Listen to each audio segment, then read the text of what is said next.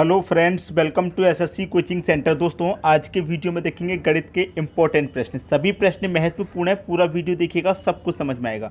तो चलिए स्टार्ट करते हैं। पहला प्रश्न है, कोई राशि 10% साधारण ब्याज की दर से कितने समय में स्वयं की 3 गुनी हो जाएगी। देखिए, इस तरीके के प्रश्न बार बार पूछे जाते हैं परीक्षा में, बार बार, ठीक है।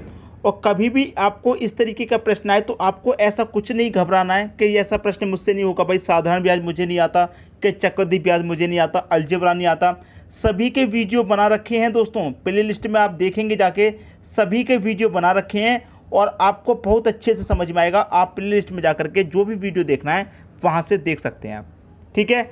अब देखिए, यहाँ पर कह रहा है कि कोई राशि 10% साधारण ब्याज की दर से कितने समय में स्वयं की 3 गुनी हो जाएगी।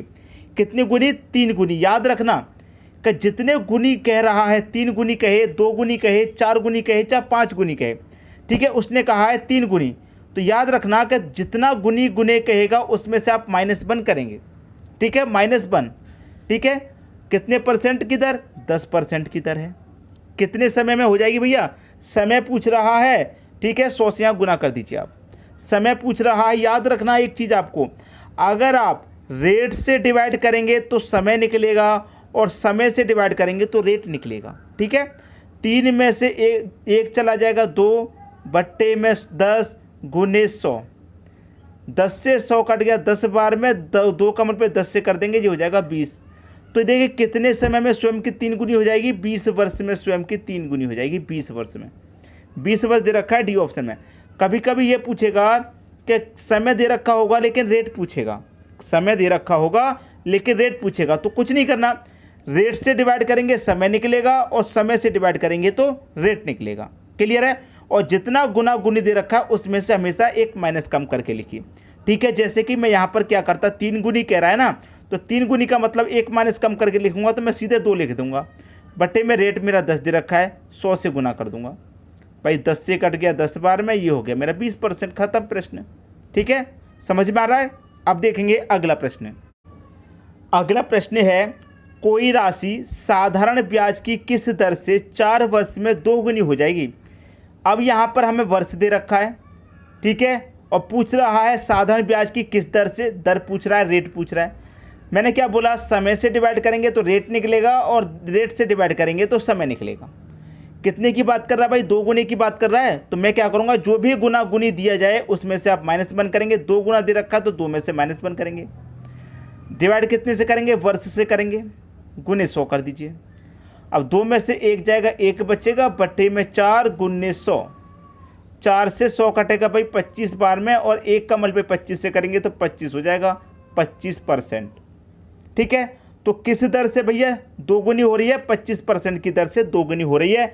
25% आपको पहले ही ऑप्शन में यहाँ मिल जाएगा, ठीक है। समझ में आया।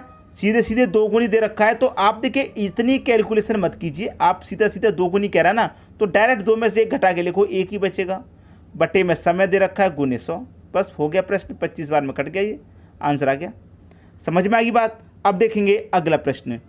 अगला प्रश्न है, एक व्यक्ति अपनी मासिक आय का 12% बचत करता है। यदि उसका मासिक खर्च 17,600 रुपये हो तो उसकी मासिक आय कितनी है। देखिए दोस्तों, कोई भी व्यक्ति हो, वो जितना भी कमाता है उसको हमेशा 100% माना जाता है। चाहे वो 100 रुपये कमाए, 10,000, 12,000, 13,000, जो भी कमाएगा वो कमाई अपने आप में क्या है? 100% है, ठीक है। 100% में से क्या कर रहा है? वो अपनी आय का 12% बचत करता है। भाई 100% उसने कमाया और 100 में से क्या किया उसने? 12% बचा लिया। 12% का वो बचत कर लेता है, 12% बचा लेता है। 100% में से 12% बचा लिया तो इसका मतलब खर्च कितना कर दिया? 18% उसने खर्च कर दिया, ठीक है। क्लियर है भाई। 100% कमाया, उसमें से 12% तो बचा लिया और खर्च कितना कर दिया? 88%। और यहाँ पर मासिक खर्च कितना? 17,600। प्रतिशत में खर्च है 88, रुपये में खर्च है 17,600, तो 88% बराबर कितने की हो जाएगा? 17,600 की। अब आपसे पूछ रहा है कि उसकी मासिक आय कितनी है, मतलब 100% का मान पूछ रहा है, वो कितना कमाता है महीने में। तो कैसे निकालेंगे?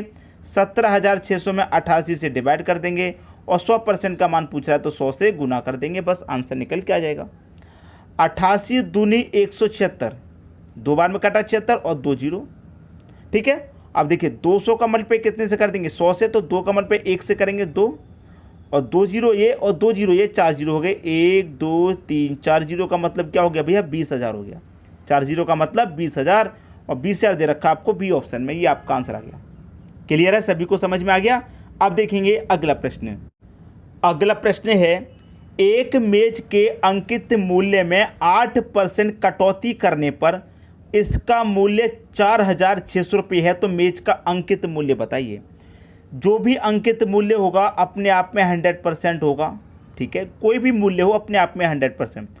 100 में से क्या करता है वो, 8% की कटौती कर रहा भाई, 8% की कटौती कर रहा है, सीधा सीधा 8% की कटौती कर रहा है। ठीक है, 100% की मेरी कोई चीज़ है, मैं 8% कटौती करके उसे बेचूंगा, तो कितने बेचूंगा भाई, 92% में बेचूंगा। ठीक है, कितने बेचूंगा, 92% में। तो 8% कटौती करने पर इसका मूल्य कितना हो गया, 4,600, और 8% कटौती करने पर परसेंट में कितना हो गया, 92%। तो 92% की वैल्यू कितने के बराबर हो जाएगी, 4,600 के बराबर हो जाएगी। अब आपसे पूछ रहा है कि अंकित मूल्य, अंकित मूल्य मतलब 100% का मान, तो 100% का मान कैसे निकालेंगे, 4,600 में डिवाइड कर देंगे 92 से, और 100% का मान निकालना है तो 100 से कर देंगे गुना, आपका आंसर आ गया। ठीक है, देखिए ये कटेगा आपका 96 कम 96, 96 दूने का 92, 46 से कम 46, 46 दूने का 92, ये 2 जीरो।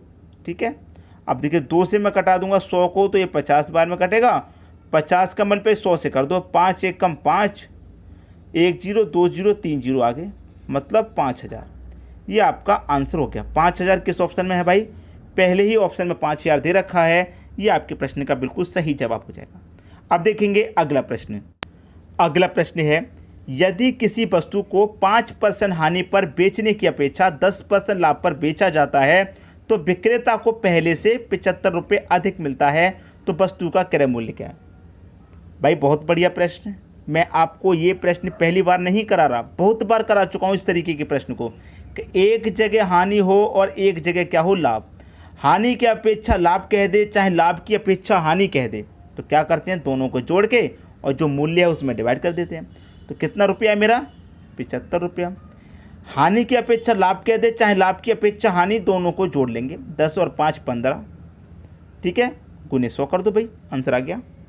15 25 75, 5 का मल्टीप्लाई 100 में कर दो, 500, ये आपका आंसर है 500। ये कहाँ दे रखा है, बी ऑप्शन में। उम्मीद करूंगा सभी को प्रश्न अच्छे से समझ में आ रहे हैं, कोई परेशानी किसी को बिल्कुल भी नहीं होगी। ठीक है दोस्तों, वीडियो देखने के लिए आपका बहुत बहुत धन्यवाद।